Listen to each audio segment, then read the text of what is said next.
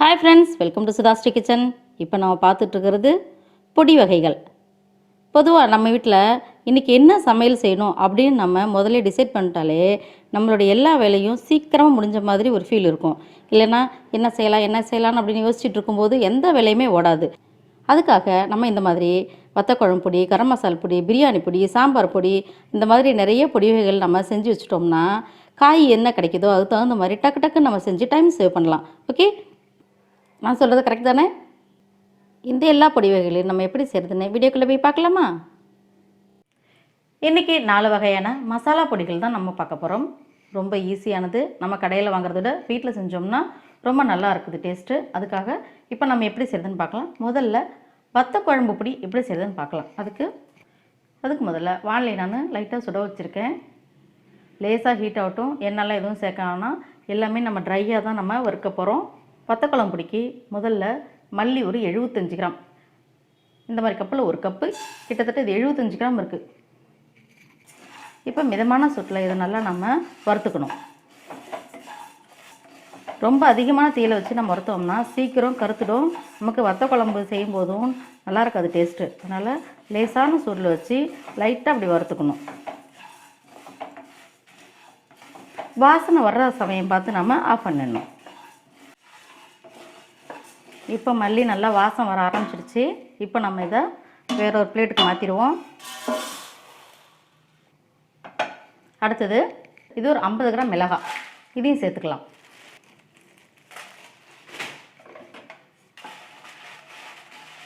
இப்போ இந்த மிளகாவை நம்ம இதே இந்த ஹீட்டில் கொஞ்சம் நேரம் அப்படி வறுக்கணும். இப்போ மிளகாவும் நல்லா ஹீட் ஆகிடுச்சு. இப்போ இதையும் இந்த மல்லியோடு சேர்த்து நம்ம இதில் எடுத்து வச்சுருவோம். அடுத்தது ஒரு 15 கிராம் மிளகு,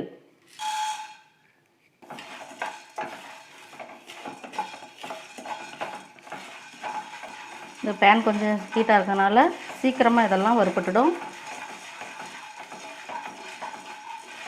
இப்போ மிளகும் நல்லா சூடாக இருக்குது. இப்போ இதையும் இந்த மிளகாய் மல்லியோட சேர்த்துக்கலாம். அடுத்தது கடலைப்பருப்பு ஒரு 15 கிராம்.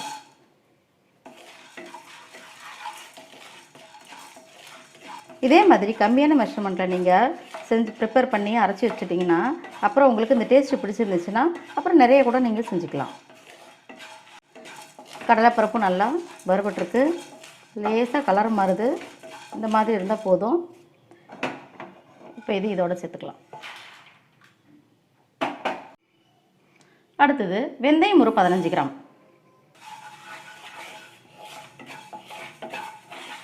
வெந்தயம் சட்டுன்னு கலர் மாறிடும். கொஞ்சம் நிதானமாக பார்த்துக்கணும்.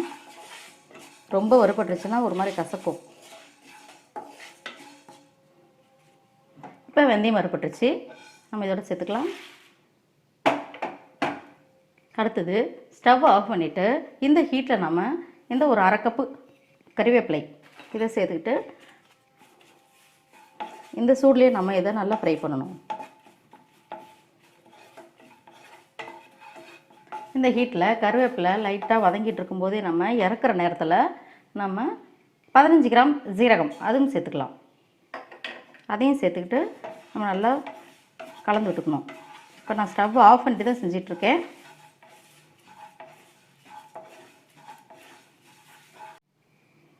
இப்போ நம்ம இதையும் நம்ம இதோட சேர்த்துக்கலாம்.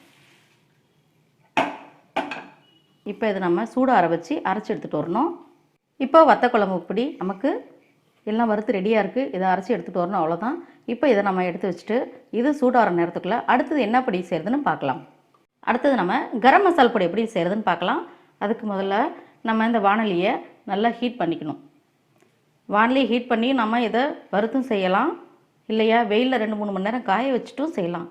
சில பேர் வெயிலில் காய வைக்க டைம் இல்லாதவங்கலாம் இந்த மாதிரி நல்லா வானலியை நல்லா ஹீட் பண்ணிக்கோங்க. ஹீட் பண்ணிட்டு இப்படி கை வச்சு பார்க்கும்போது நமக்கு லைட்டாக அனல் அடிக்கிற மாதிரி இருக்கும். இந்த மாதிரி இருந்தால் போதும். இப்போ நம்ம ஸ்டவ் ஆஃப் பண்ணிக்கலாம். ஆஃப் பண்ணிவிட்டு இப்போது 100 கிராம் சோம்பு எடுத்திருக்கேன்.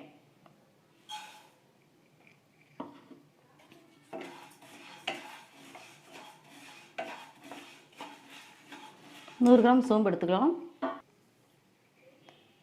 10 கிராம் கிராம்பு, 10 கிராம் அன்னாசிப்பூ, 10 கிராம் பட்டை, 10 கிராம் ஏலக்காய், இது எல்லாத்தையும் இதில் சேர்த்துக்கலாம்.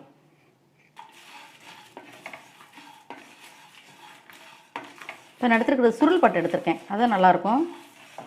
இப்போ ஆஃப் பண்ண ஸ்டவ் தான் இது. நம்ம அந்த ஹீட்டில் தான் நம்ம நல்லா அப்படி ஃப்ரை பண்ணிகிட்ருக்கோம். இப்போ நம்ம அந்த சூட்லேயே நல்லா இப்படி ஃப்ரை பண்ணியாச்சு. இப்போ தொட்டு பார்த்தோம்னா கைப்பு இருக்கிற மாதிரி தான் சூடு இருக்கும், ரொம்ப இருக்காது. கையிலே கூட இப்படி கலந்து விட்டுக்கலாம். இதெல்லாம் நமக்கு பேக்கெட்லேயே கடைகள்லேயே கிடைக்கும். இருந்தாலும் நம்ம வீட்டில் இந்த மாதிரி செஞ்சிட்டோம்னா ரொம்ப டேஸ்ட்டாக இருக்கும். போதும், லைட்டாக ஹீட் இருக்குது. இப்போ இதை நம்ம ஒரு தட்டில் மாற்றிக்கிட்டு இதை ஆற வச்சு இதையும் அரைச்சி எடுத்துகிட்டு வருவோம். அடுத்தது என்ன செய்கிறதுன்னு பார்க்கலாம். இப்போ வத்தக்குழம்பு பொடி, கரம் மசால் பொடி எப்படி செய்கிறதுன்னு பார்த்தோம். அடுத்தது பிரியாணி பொடி, இதுக்கு என்னென்ன பொருள் தேவைன்னு பார்த்துக்கலாம்.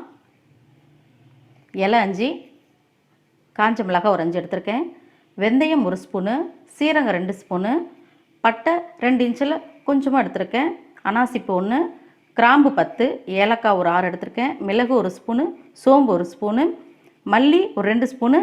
இந்த ஜாதிக்காய் அடித்து வச்சுருக்கேன் நான். இந்த ஜாதிக்காய் நம்ம இந்த மாதிரி இருக்கும், இது கடைகளில் கிடைக்கும், அது இந்த மாதிரி தூளாக்கி வச்சுருக்கேன். மொத்தம் 12 பொருள் இருக்குது இதுக்கு. இந்த 12 பொருளையும் சேர்த்து நம்ம பிரியாணி செஞ்சோம்னா ரொம்ப சூப்பராக இருக்கும். இந்த பொருள் எல்லாத்தையும் நான் டிஸ்கிரிப்ஷன் பாக்ஸில் எழுதுகிறேன், அது நீங்கள் டவுட்டுன்னா அதில் நீங்கள் பார்த்துக்கலாம். முதல்ல ஸ்டவ் ஆன் பண்ணிக்கலாம். ஸ்டவ் ஆன் பண்ணிவிட்டு இந்த 12 வகையான பொருளையுமே நம்ம அப்படியே சேர்த்துக்கணும். இலையை நம்ம அப்படியே உடச்சி போட்டுக்கலாம்.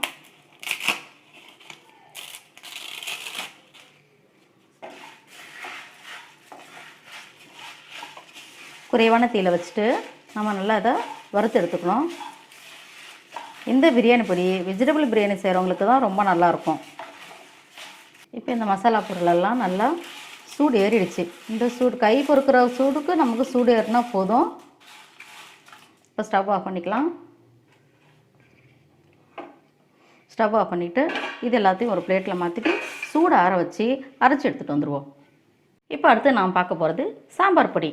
சாம்பார் பொடி இட்லிக்கு தோசைக்கெலாம் நம்ம வச்சு சாப்பிட்றதுக்கு சாம்பார் பொடி யூஸ் பண்ணோம்ல, அந்த சாம்பார் பொடி எப்படி செய்கிறதுன்னு பார்க்கலாம். அதுக்கு ஒரு 1/4 கிலோ மிளகாய் எடுத்திருக்கேன். இந்த 1/4 கிலோ மிளகாவை நான் நல்லா வெயிலில் வைக்க போகிறேன். வெயிலில் ஒரு 4 மணி நேரம் வச்சு எடுத்துகிட்டு வர போகிறேன். வெயிலில் வைக்க முடியாதுன்றவங்க வேணால் கொஞ்சம் கொஞ்சமாக போட்டு வானலில் லேசாக ஹீட் பண்ணிக்கோங்க. ரொம்ப ஹீட் பண்ணக்கூடாது, லேசாக ஹீட் பண்ணிக்கோங்க. இப்போ அதுக்கு 1/4 கிலோ மல்லி எடுத்துக்கணும். இந்த 1/4 கிலோ மல்லியை நம்ம நல்லா வறுத்துக்கலாம். ரொம்ப வறுக்கக்கூடாது, அந்த ஹீட்டு மட்டும் தான் ஏறணும். லேசாக வறுக்கணும், அவ்வளோதான். ஒரு சாம்பார் டேஸ்ட் மாறிடும். இந்த மாதிரி அதிகமாக இருந்துச்சுன்னா இந்த மாதிரி பொருள்லாம் மிஷினில் கொடுத்து அரைச்சா நமக்கு ஈஸியாக இருக்கும். இது எனக்கு வீட்டுக்கு அடிக்கடி தேவைப்படுன்றதுனால இது கொஞ்சம் கூடவே நானும் செஞ்சுக்கிட்டேன். இப்போ மல்லியை நம்ம வானில் போட்டிருக்கோம். இது கைப்பொறுக்கிற சூடு தான் இருக்கணும், அதுக்காக தான் இப்போ கையால் நான் செஞ்சிட்ருக்கேன். இப்போ கைப்பொறுக்கிற சூடு இருக்குது. இப்போ இதை மாற்றிக்கலாம். நம்ம கரண்டியில் வச்சு நம்ம வதக்கிட்டு இருந்தோம்னா ரொம்ப நேரம் வதங்குற மாதிரி ஆகிடும். இதுன்னா நமக்கு தெரிஞ்சிடும். கைப்பொறுக்கிற சூடு வரும்போது டக்குன்னு எடுத்துடலாம். இப்போது வேறு தட்டுக்கு மாற்றிக்கலாம்.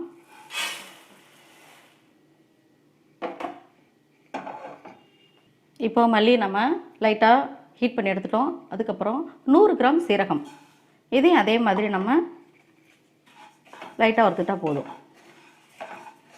இதுவும் கைப்பொறுக்கிற சூடு தான் இருக்குது, இதையும் எடுத்துருவோம். இதை அந்த மல்லியோடையே நம்ம போட்டுருவோம். அடுத்தது இதே வானிலையில் நம்ம கடலைப்பருப்பு 25 கிராம், துவரம்பருப்பு 25 கிராம், வெந்தயம் 25 கிராம். இப்போ இந்த பருப்பு வகையில் கொஞ்சம் நம்ம சூடாகவே வறுத்துக்கலாம். லேசாக கலர் மாறுது, போதும். இப்போ இதை நம்ம ஸ்டவ் ஆஃப் பண்ணிக்கிட்டு இந்த பொருளோடய சேர்த்துக்கலாம். இதெல்லாம் சூடு ஆறின பிறகு நாம் அரைச்சி எடுத்துகிட்டு வந்து எப்படி இருக்குன்னு பார்க்கலாம். இப்போ பிரியாணி மசால் பொடி நான் அரைச்சிட்ருக்கேன். இந்த மிக்ஸி ரொம்பவே யூஸ்ஃபுல்லாக இருக்குது. இந்த மாதிரி கொஞ்சம் கொஞ்சமாக நம்ம அரைச்சி வச்சுக்கலாம். நம்மளோட அருமையான பிரியாணி பொடி ரெடி. பிரியாணி பொடி அரைச்சிட்டு இருக்கும்போது நம்ம வீட்டு பிரியாணி செஞ்ச மாதிரி வாசனை சூப்பராக இருக்குதுங்க. நம்ம கரம் மசால் பொடிக்கு வறுத்து வச்சோம்ல, அதெல்லாம் நல்லா சூடாகிடுச்சு. அதையும் இந்த மிக்ஸி ஜாருக்கு மாற்றிடுவோம். இது கொஞ்சம் நிறையா இருந்துச்சுன்னா 2 டைம் போட்டுக்கலாம்.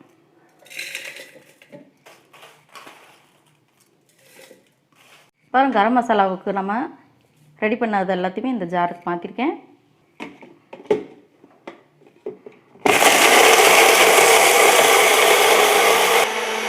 இந்த கரம் மசால் பொடியை நல்லா நைஸாக அரைச்சிக்கலாம். இப்போ பிரியாணி பொடியும் கரம் மசாலா பொடியும் நம்ம இந்த குட்டி மிக்ஸி வச்சு நம்ம அரைச்சிட்டோம். அடுத்தது வத்த குழம்பு பொடி, அது இதே மாதிரி இந்த குட்டி ஜார்லேயே நம்ம போட்டு அரைச்சிடுவோம். முதல்ல மிளகாய் மட்டும் போட்டு நம்ம நல்லா அரைச்சிட்டு அதுக்கப்புறம் மற்ற பொருளெல்லாம் சேர்க்கலாம்.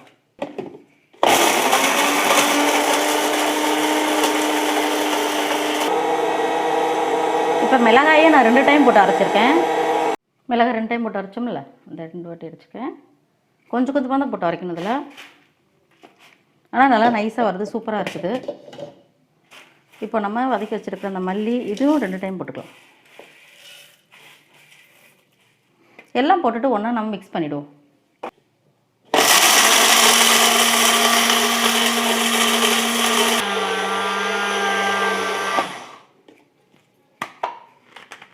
இதோட சேர்த்துக்கலாம்.